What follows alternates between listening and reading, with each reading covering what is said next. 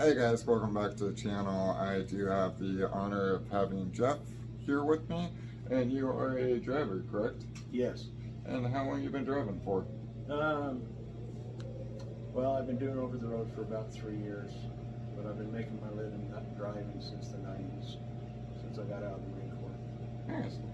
Thank you for your service, much Yeah, appreciated. yeah. How was it that you got into this industry? Well, I got out of the Marine Corps in 1993, and then in '94, I was making a career, looking for a job, and I looked at truck driving, and then I looked for another company that was a home service that delivered food to people's homes, and I figured I could make as much money doing that as I could driving truck and not being away from the family as much, which I was still away almost all week long. We'd be out going to people's houses. We had a route that we'd go, and that's how I started driving, a smaller truck, just a box truck, freezer, and did that for 17 years. And I got my Class B CDL when I was doing that.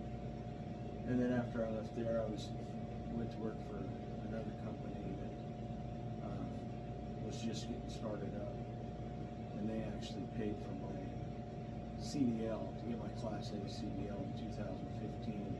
Although I still drove a straight truck, it was a good size. It was a tandem axle, 20,000 pound front end on it.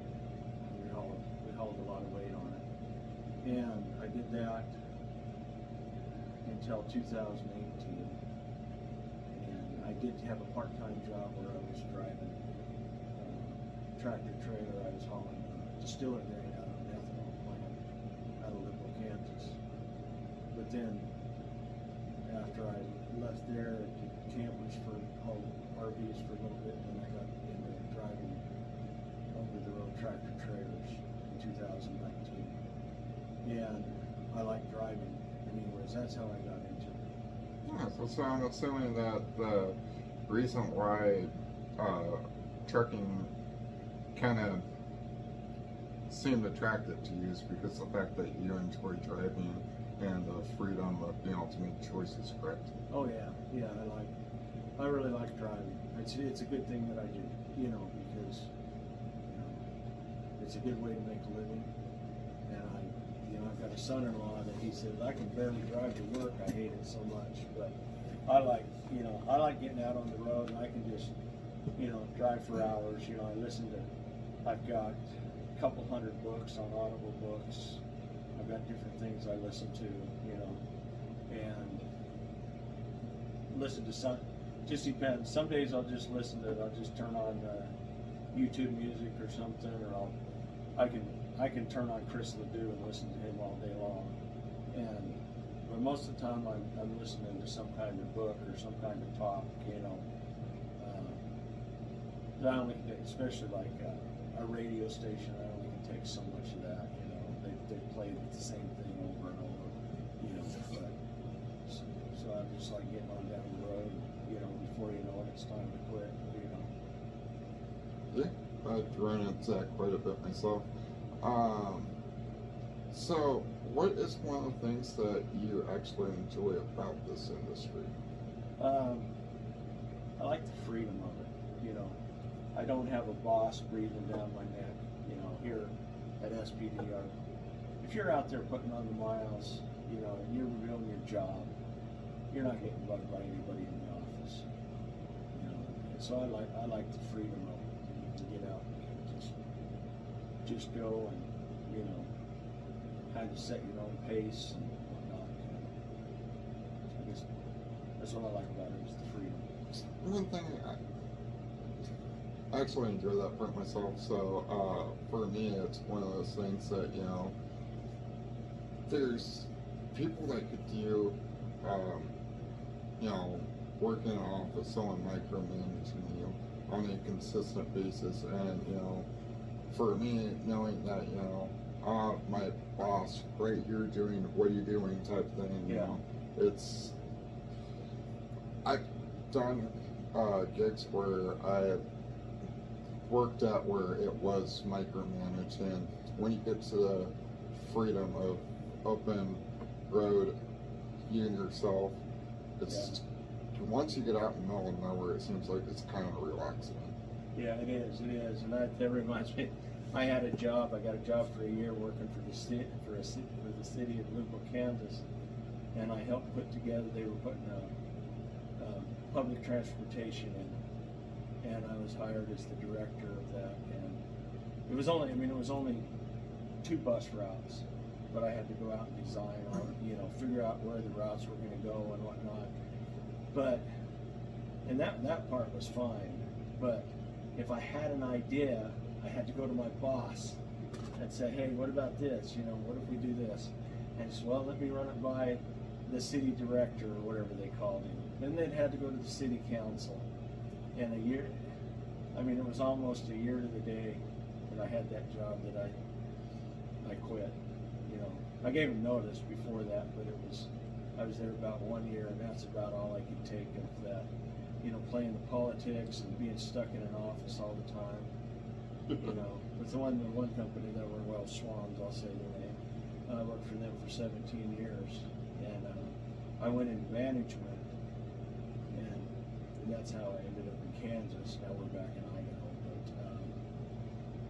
but I had drivers that I oversee that, and I was out on the trucks with them, or out in the field doing stuff, or running routes if they were sick or something. So I wasn't stuck in an office, and even with that, as a manager, I was on my own. And my boss was a 5-hour drive away. So we got the best part about this industry. You know what comes next, right? The worst part? Yeah. What would you say is the worst part about this industry? I'll give you. Well, the worst part is this time you spend away from your family. You miss a lot of family stuff. But with that said, the other worst part, there's a lot of idiots out there. And there's a lot of idiot truck drivers out there that don't know how to drive, but the cars, the 4-wheelers, they just come whipping around you, not paying attention. They're on their phone, and they're just weaving in and out of traffic. And it's just like, dude, you're gonna kill somebody. What's your hurry? So it's just kind of that's got to be one of the worst parts of it. And for a semi, we don't sit there and do fender benders. No. When you're doing the in and out between a semi, between 2 semis and whatnot, the only person you're gonna kill is yourself. Yeah. Like a couple weeks ago, I'm coming through Portland on I-5, and there's 4 lanes of traffic. I'm in the 3rd lane to the left.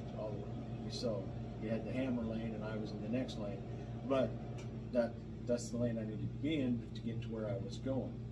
And the two lanes to my right was pretty much, they were stopped because they were it was in an interchange, and this Ford F-150 comes flying up past me and cuts right in front of me, and then stops to try and get across those 2 lanes to get to her exit. I think it was a woman. It could have been a man, I don't know. Doesn't matter. Men, women, whatever. If you're driving like an idiot, you're driving like an idiot.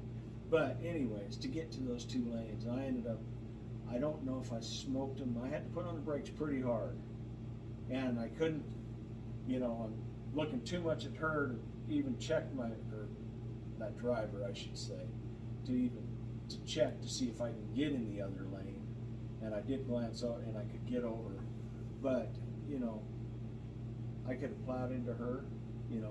If I would have just, if I would have been checking my mirrors and not seen her do that, they'd just taken my eyes off the road long enough to check the mirrors, which you got to check the mirrors all the time. I could have nailed her.